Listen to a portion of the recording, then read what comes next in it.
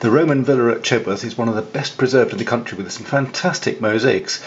And when the National Trust decided to do a refit this winter, they built on an educational room at the back for classes of school children and of the public to come to. And they named it the Solway Learning Room after a very eminent Roman historian, Professor Peter Solway. And I was asked if I'd paint some walls in the style of Roman wall painting. Well, there's a challenge. What do you do? Well, fortunately, Professor Solway was very helpful, and Rupert Goulding, another curator, and with the help of some books and some research, I launched into the project. As you can see here, a Roman wall painting from Pompeii. They love to rich colours, they love to paint in panels with scenes in. This is one I took some inspiration from with colours and these little egg and dart borders. And I took inspiration from all sorts of sources. This is the room before it started, with just 3 separate divisions. And so here we go. This little mosaic was one of my inspirations. Here's a hunter figure found with his hoodie, as I call it, on, or Birrus Britannicus. This is a panel I developed based on the Cairo, or Christian symbol, and I used here symbols of the fish, the dove, the pomegranate and the peacock, all which were, and the urn here, all which figure in mosaics in Chedworth.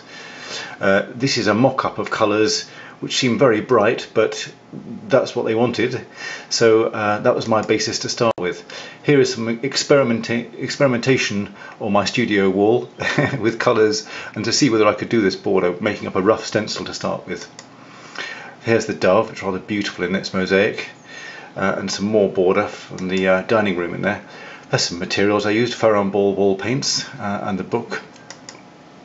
Again, here's some more mosaic from the dining room in the villa, which I based the frieze upon.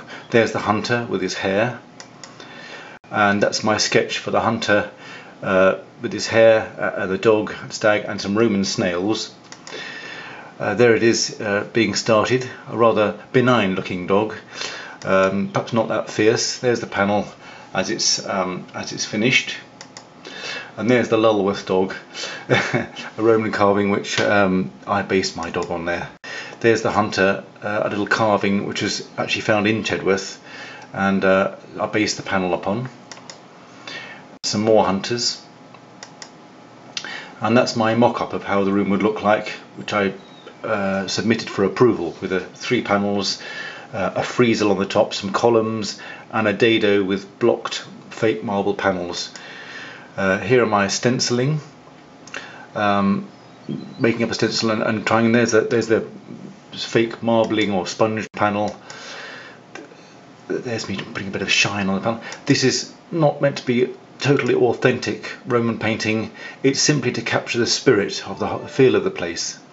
And there's me blocking out and gradually working up things bit by bit. There's a Corinthian top to the column, or Corinthian style.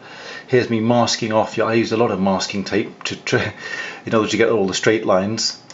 There's me sponging to get a sort of sponged marble effect. And there's the fun bit where I peel the masking tape off. There's me painting one of the Cairo panels. I painted some of the panels in the studio and then stuck them on the wall afterwards. And there's one of the panels in place with this sort of rope border all around it. There's me up a ladder painting the frieze, rather simply, but hopefully effectively. This is the panel with showing the Roman villa itself, with a little border around it, and there it is in place. There's the hunter panel in place with its border, and again just a simple lozenge sort of border around the edge. There's my little signature, and there's the whole wall all in its finished state. And there's me standing proudly in front of it, quite glad to have finished, but quite pleased with what I'd done in the end. And there we are.